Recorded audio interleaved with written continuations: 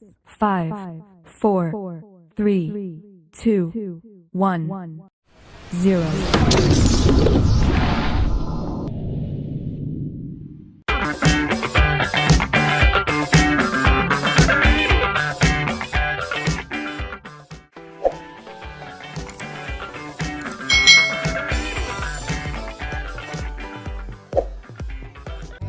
Hai hai hai, selamat datang di channel YouTube Kak Citra. Apa kabar adik-adik semuanya? Kak Citra berharap kalian dalam kondisi yang baik, sehat, dan siap untuk belajar ya. Hari ini kita akan belajar bersama-sama di tema 7 kepemimpinan, subtema 1 pemimpin di sekitarku, pembelajaran yang kedua. Mari adik-adik kita belajar dengan penuh semangat ya. Tadi malam aku menonton pertunjukan orkestra di televisi. Aku terkesan dengan dirijen yang memimpin orkestra itu. Kenapa? Pemain orkestra dapat menampilkan permainan musik yang indah. Adik-adik, pernahkah kalian melihat pertunjukan orkestra? Mungkin di televisi atau bisa melihatnya secara langsung ya, atau kalian bisa melihat juga di YouTube. Nah, untuk memimpin orkestra itu ada seorang pemimpinnya adik-adik.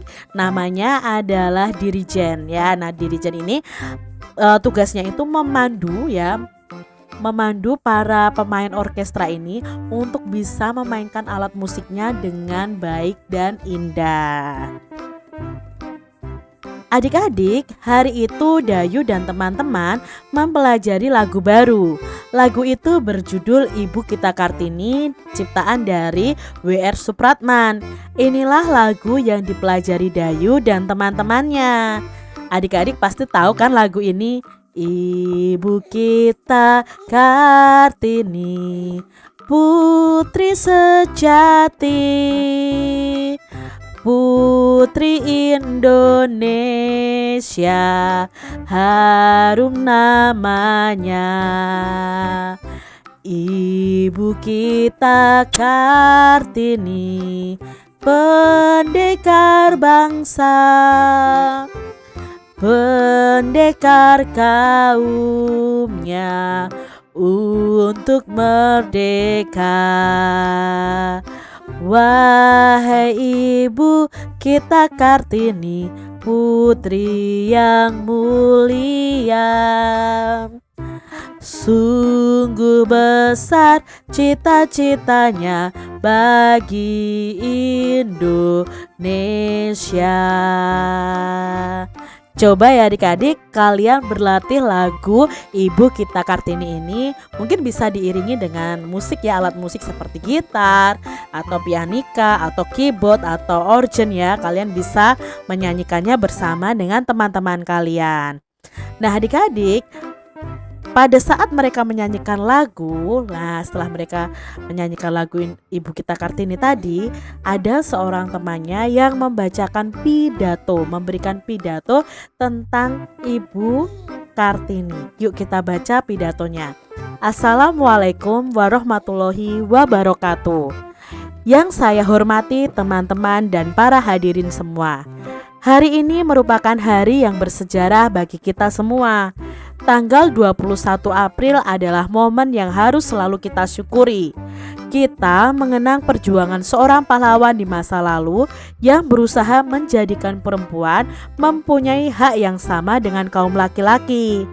Puji syukur, marilah senantiasa kita ucapkan kepada Tuhan Yang Maha Esa atas segala karunia dan kesehatan, sehingga kita masih dapat memperingati dan memaknai peringatan Hari Kartini tahun ini.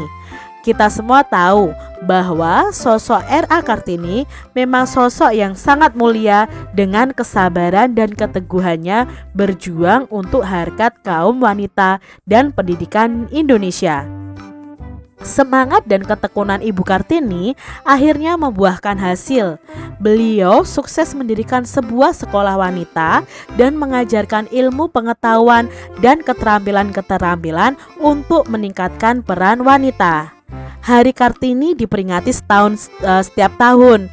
Sebaiknya kegiatan ini bukan hanya sebagai seremonial, namun kita harus memaknai peringatan Hari Kartini.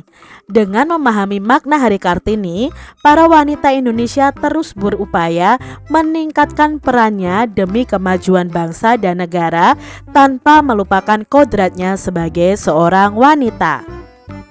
Semoga dengan peringatan ini akan muncul Kartini-Kartini generasi baru untuk terus berjuang, baik sebagai pejuang hak wanita maupun sebagai pondasi penting dalam kemajuan negara Indonesia di berbagai aspek.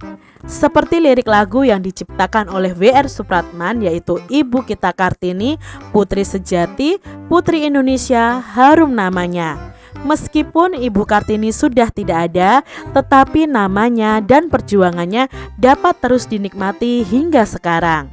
Semoga kita dapat menjaga hasil jerih payah perjuangan Ibu Kartini dan meneruskan perjuangan beliau dalam kehidupan. Sekian pidato dari saya. Mohon maaf jika ada kekurangan dan kesalahan.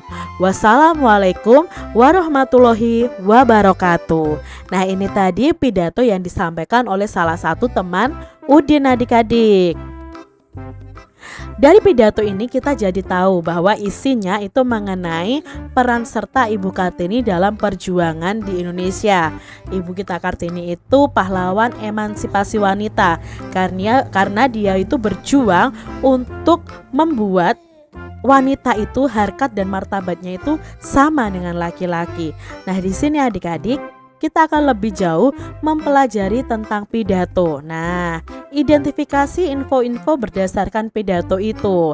Kita akan identifikasi bersama pembicara pidato tadi dalam bacaan atau pidato tadi itu adalah yang berbicara adalah siswa.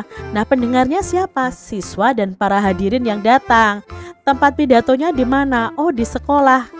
Suasana saat disampaikannya pidato itu tenang mendengarkan pidato.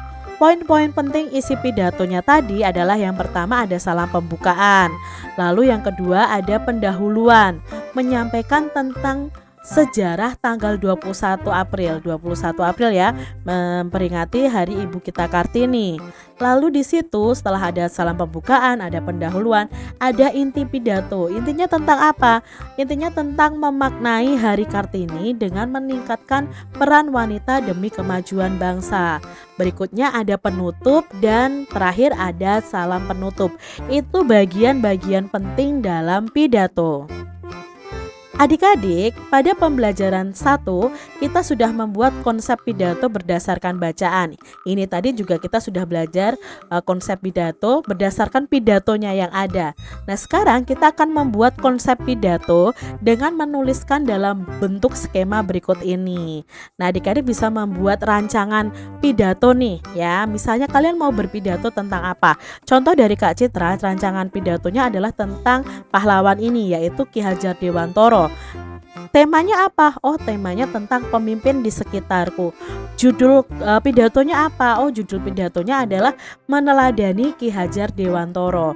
Lalu poin-poin penting isi pidatonya apa?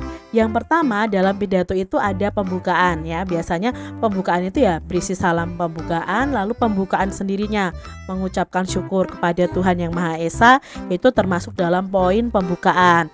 Yang kedua, akan ada intinya. Nah, intinya apa? Oh, intinya tentang sejarah Hari Pendidikan Nasional. Yang ketiga, ada intinya lagi tentang jasa-jasa Ki Hajar Dewantoro dan harapannya sebagai generasi muda. Lalu di akhir dari pidato itu akan diberi penutup dan salam penutup. Kalian bisa membuat konsep rancangan pidato berdasarkan pemikiran kalian sendiri. Yang pasti ada pembukaan, ada isi pidato, dan ada penutup pada pidato. Raden Ajeng Kartini. Raden Ajeng Kartini ini lahir di Jepara tanggal 21 April 1879. Beliau ini berasal dari keluarga bangsawan Jawa. Kartini putri dari pasangan Raden Mas Adipati Aryo Sosroningrat dan M.A. Ngasirah. Beliau merupakan anak kelima dari 11 bersaudara. Kartini kecil berbeda dengan anak-anak perempuan di kampungnya. Ia mendapatkan kesempatan mengenyam pendidikan di sekolah yang bagus adik-adik. Kartini menempuh pendidikan di ELS ya, Youth Leisure School, hingga usianya 12 tahun. Setelah itu ia dipingit di rumah, sesuai tradisi Jawa pada masa itu. Selama sekolah di ELS, Kartini ini belajar bahasa Belanda adik-adik. Karena bisa berbahasa Belanda, Kartini ini sering berkirim surat kepada teman-temannya di Belanda. Beberapa temannya yaitu Rosa Abed Danon dan Estel atau Stella Zihandiler ya. Nah, Kak Cira mungkin salah bacanya atau bagaimana ya. Kalian bisa lihat di sini ya, atau Stella ya. Ini teman-temannya yang dari Belanda. Surat-surat yang ditulisnya lebih banyak berisi keluhan-keluhan tentang kehidupan wanita pribumi yang sulit untuk maju. Kebiasaan wanita harus dipingit dan tidak bebas menuntut ilmu diungkapkan dalam surat-surat Kartini ini. Jadi zaman dahulu seorang wanita itu tidak boleh sekolah adik-adik. Mereka itu ya hanya di rumah mengerjakan bagian dapur seperti itu. Menurut Kartini, perempuan itu harus memperoleh kebebasan dan kesetaraan baik dalam kehidupan maupun di mata hukum. Kartini ingin melanjutkan sekolah ke Jakarta atau ke Belanda, tetapi orang tuanya tidak mengizinkannya adik-adik. Meskipun demikian, orang tuanya tidak melarangnya untuk menjadi seorang guru. Kartini pun mengajar anak-anak perempuan di sekitar rumahnya di Jepara. Pada usia 24 tahun, Kartini ini dinikahkan dengan KRM Adipati Aryo Singgih Joyo Adiningrat. Nah, kepada suaminya, Kartini ini menyampaikan bahwa ia ingin menjadi guru dan mendirikan sekolah adik-adik. Keinginan Kartini ini disambut baik oleh suaminya. Kartini didukung untuk mendirikan sekolah wanita di kompleks kantor Kabupaten Rembang. Setahun menikah, Kartini ini dikaruniai seorang anak laki-laki bernama Susalit Joyo Adiningrat yang lahir pada tanggal 13 September 1904. Namun 4 hari setelah melahirkan, Kartini ini meninggal dunia pada 17 September 1904 dalam usia 25 tahun. Ia dimakamkan di Desa Bulu, Kabupaten Rembang, Jawa Tengah. Meski sudah meninggal adik-adik, perjuangan Kartini lewat surat-suratnya memiliki arti penting bagi kedudukan wanita Indonesia. Berdasarkan surat-suratnya itu, terbitlah buku Habis Gelap Terbitlah Terang. Berkat jasanya, R.A. Kartini ditetapkan sebagai salah satu pahlawan nasional Indonesia. Hingga hari ini setiap tanggal 21 April kita memperingati Hari Kartini untuk mengenang jasa-jasa Ibu R.A. Kartini. Itu tadi sekilas informasi mengenai Raden Ajeng Kartini, salah satu pahlawan nasional perempuan Indonesia ya, sangat berjasa untuk Indonesia adik-adik. Di sini ada beberapa pertanyaan yang akan kita jawab bersama-sama. Informasi penting apa tentang Raden Ajeng Kartini yang kita dapat dari bacaan tadi? Nah, informasinya yang pertama adalah tentang kelahiran Raden Ajeng Kartini di Jepara tanggal 21 April 1879. Yang kedua, Kartini ini sempat menempuh pendidikan di ELS hingga usianya 12 tahun. Lalu Kartini mengajar anak-anak perempuan di sekitar rumahnya di Jepara. Dan pada usia 20 tahun dia menikah ya dengan Adipati Aryo Singgih Joyo Adiningrat. Lalu Kartini meninggal tanggal 17 September 1904 dalam usia yang ke-25 tahun. Surat-suratnya kepada teman-temannya di Belanda itu akhirnya dibuat buku menjadi buku Habis Gelap Terbitlah Terang. Lalu setiap tanggal 21 April kita memperingati Hari Kartini itu untuk mengenang jasa dari Ibu R.A. Kartini. Sikap-sikap apa yang dapat kita teladani dari Raden Ajeng Kartini? Nah, sikap dari Raden Ajeng Kartini yang bisa kita teladani nih adik-adik, dia itu peduli terhadap sesama, apalagi terhadap kaum perempuan. Raden Ajeng Kartini ini sangat peduli sekali adik-adik. Beliau itu semangat belajar. Dia itu penuh semangat, tidak bosan untuk belajar. Dia tidak bosan untuk mengajar anak-anak perempuan di sekitar rumahnya. Dia mudah bergaul dan beradaptasi. dia patuh kepada orang tuanya, dia pantang menyerah, dia pekerja keras dan selalu berpikir maju. Ini adalah contoh-contoh sikap-sikap yang dimiliki oleh pemimpin-pemimpin yang ada adik-adik. Pemimpin yang kita pelajari adalah Raden Ajeng Kartini. Jadi kalau kalian ingin menjadi pemimpin, milikilah sikap-sikap seperti Raden Ajeng ini. Nah, Ibu Kartini memang hebat ya, kata Siti. Betul, beliau berani berjuang untuk kemajuan perempuan Indonesia. Adik-adik, apa perbedaan fisik perempuan sebelum dan setelah masa pubertas? Nah, ini sebelum masa pubertas, ini sesudah masa pubertas. Apa ya perbedaannya? Yuk kita ingat-ingat lagi perbedaannya. Sebelum pubertas, biasanya suara perempuan itu belum melengking, tetapi setelah pubertas suaranya akan melengking. Lalu sebelum pubertas untuk anak perempuan itu pinggulnya belum membesar atau melebar. Sedangkan saat pubertas atau setelah pubertas itu pinggulnya akan membesar dan melebar. Sebelum masa pubertas itu biasanya anak-anak belum tumbuh rambut di sekitar ketiak atau alat kelaminnya. Tetapi ketika sudah masa pubertas akan tumbuh rambut di sekitar ketiak dan alat kelaminnya. Sebelum pubertas biasanya dada belum membesar untuk anak-anak perempuan. Tetapi setelah pubertas dada dan payudara kita akan membesar adik-adik. Dan sebelum pubertas itu belum ada jerawat biasanya ya. Tapi setelah pubertas itu terkadang malah tumbuh jerawat karena kita akan menghasilkan banyak minyak-minyak nih, enzim-enzim yang mengeluarkan jerawat ini adik-adik. Itu biasanya pada masa pubertas anak perempuan. Sekarang kalian jadi tahu ya, apakah kalian itu masih di masa yang belum pubertas atau sudah memasuki masa pubertas. Demikian tadi adik-adik pembahasan kita di tema 7, subtema 1 pembelajaran yang kedua. Semoga video pembelajaran ini bermanfaat untuk adik-adik semuanya. Dan sampai jumpa lagi di video pembelajaran Kak Citra selanjutnya. Tuhan memberkati.